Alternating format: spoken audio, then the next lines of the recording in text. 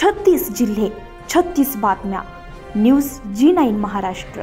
उत्तर तुमच्या प्रश्नांची.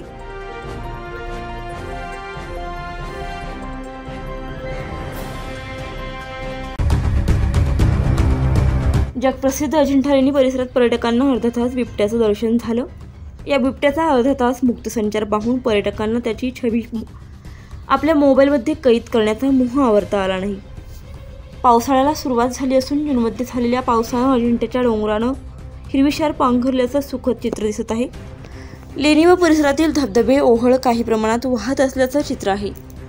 अजिंठा लेणीतील हे निसर्ग सौंदर्य पाहण्यासाठी पर्यटक मोठ्या संख्येने येतात.